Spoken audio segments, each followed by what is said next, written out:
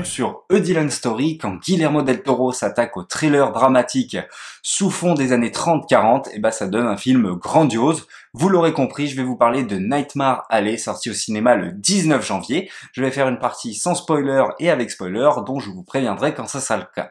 Avant ça, n'hésitez pas à liker, à partager et à vous abonner, je vous en remercie. Tout d'abord, de quoi va parler Nightmare Alley? On va suivre le personnage de Statham, qui va être incarné par Bradley Cooper. Bradley Cooper qui est un excellent acteur et qui là je trouve joue son rôle à merveille. Il est grandiose dans ce film, Bradley Cooper qu'on avait pu voir dans la trilogie Very Bad Trip et Happiness Therapy. Je trouve que c'est quelqu'un qui est toujours juste, et c'est pour ne citer que parce qu'il a fait bien d'autres films de grande qualité ce monsieur, et donc là il est excellent, il excelle dans son rôle, et du coup c'est un personnage qui est un petit peu en perdition, et il va tomber sur un cirque itinérant, une foire itinérante, comme vous voulez, qui va être dirigé par le personnage de Clem, qui va être incarné par William Dafoe, encore un excellent acteur, un grand acteur, qu'on avait pu voir dernièrement dans The Lighthouse, ou encore dans Spider-Man New Way Home, pour ne citer que, encore une fois, parce que sa carrière est énorme, et on pourrait revenir sur tous ces films tellement cet acteur est excellent. Et du coup, ce cirque va avoir un certain impact sur sa vie et surtout pour le futur, puisqu'il va y rencontrer des personnages importants, dont le personnage de Zena, une voyante qui va être jouée par Toni Collette, et son mari, Pete, qui va être incarné par David Strathairn, qui est un ancien grand médium et qui en fait va lui apprendre les bases du métier, et du coup il va vouloir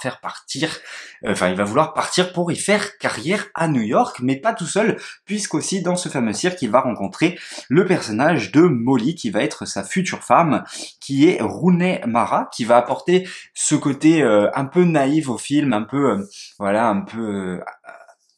naïve, ce côté insouciant, de la vie.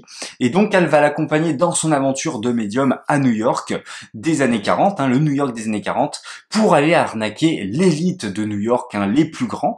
Et pour ce faire, il va s'associer avec une psychiatre très très mystérieuse qui va être campée, elle, par Cate Blanchett, encore une fois excellente actrice qu'on avait pu voir dans Blue Jasmine de Woody Allen et dans Le Seigneur des Anneaux, où elle incarnait le rôle de Galadriel, pour ne citer que, encore une fois, parce que elle aussi, elle a une palette de films exceptionnelle, et ils vont décider d'arnaquer l'un des plus grands de New York, l'un des plus grands de l'élite, un personnage à la fois mystérieux, présenté comme étant mystérieux mais aussi dangereux, qui est Ezra Grindle, qui va être joué par Richard Jenkins, excellent acteur encore une fois, et qui va avoir un bras droit, qui est Holt McCallany, excellent acteur aussi, qu'on avait pu voir dans la série Mindhunter.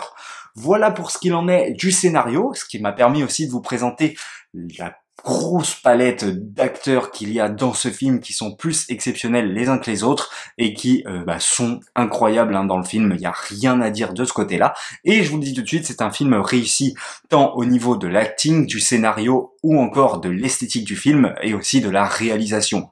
Guillermo del Toro, là, il est dans quelque chose qu'il aime, qu'il connaît, qu'il maîtrise, et c'est un gros bravo à lui, puisque déjà il arrive très très bien à nous retranscrire l'année 30-40 justement de ce film, justement par la photographie, par l'esthétisme, par la colorimétrie qui va rejoindre la photographie, et aussi par ses décors. Déjà par toute cette première partie qui se passe dans cette foire, et là c'est vraiment le côté, on sent que là Guillermo del Toro s'amuse, puisque c'est les foires des années 30-40, et donc on va y rencontrer des personnages très mystérieux, limite fantastiques, certains monstrueux, donc là il s'amuse Guillermo del Toro, et franchement on a envie d'en savoir plus sur chaque personnage qu'on rencontre. On va rencontrer d'ailleurs un nain qui va être joué par Mark Povinelli, et on va rencontrer l'inverse, un géant entre guillemets, quelqu'un de très costaud, qui va être joué par Ron Perlman, qui va être dans le rôle de Bruno, qui d'ailleurs est un acteur récurrent de Guillermo del Toro, puisqu'il avait fait Hellboy et aussi Pacific Rim, pour ne citer que, donc des personnages récurrents, des acteurs récurrents de Guillermo del Toro d'ailleurs pour certains.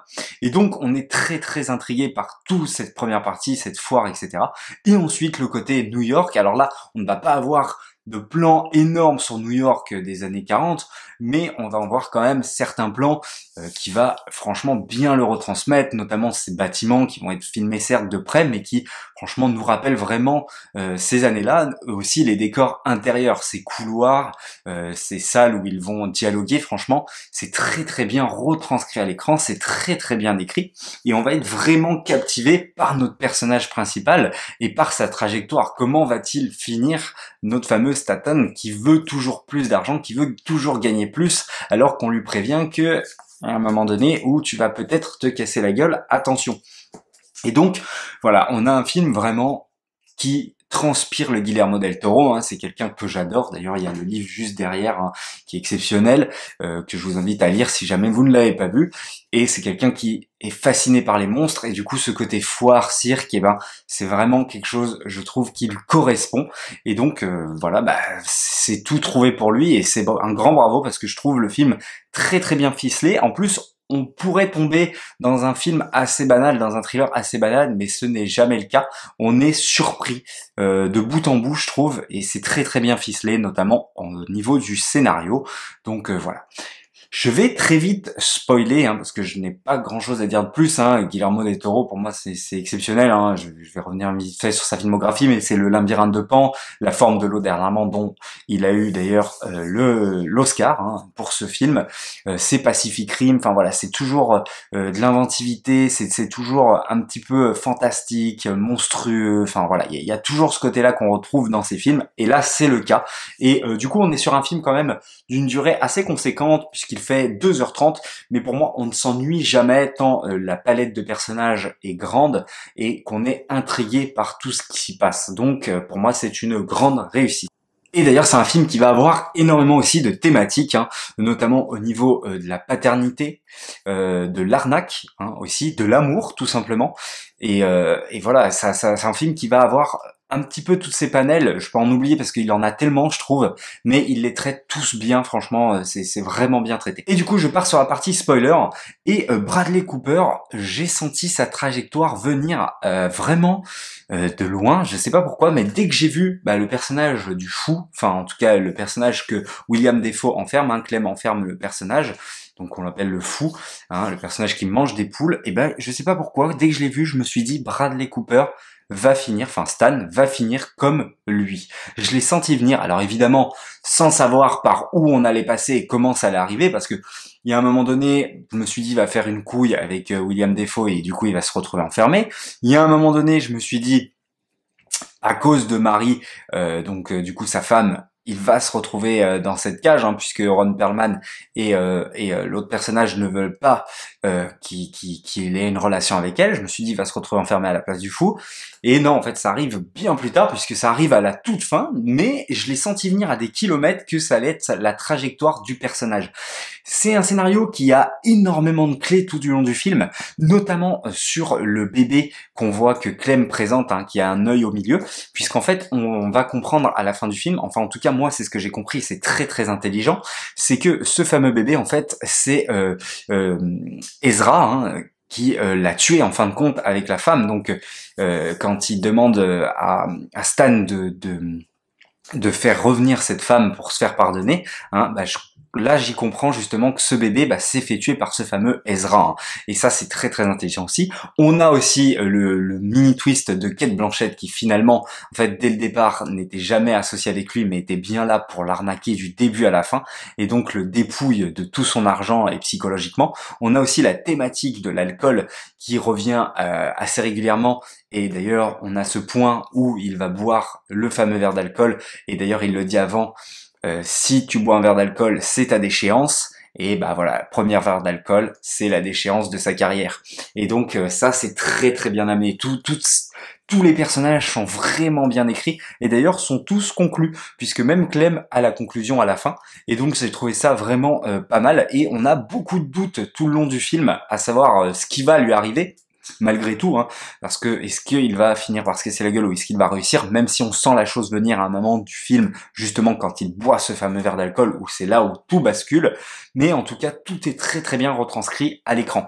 Peut-être qu'il manque une petite musique, je trouve, c'est ce qui aurait rajouté encore un plus. Je trouve que la musique est plutôt en retrait, bien qu'elle est sympathique quand même malgré tout, mais on ne va pas la retenir en sortant du film.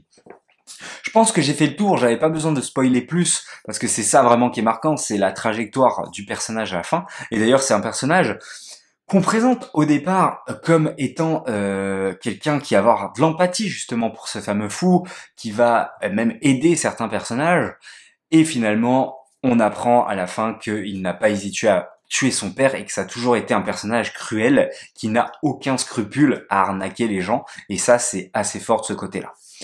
J'ai fait le tour, encore une fois je lui mets 4,5, excellent, je vous invite vraiment à aller le voir au cinéma. Je trouve que les 2h30 passent vraiment bien, donc je vous invite vraiment à aller voir ce film.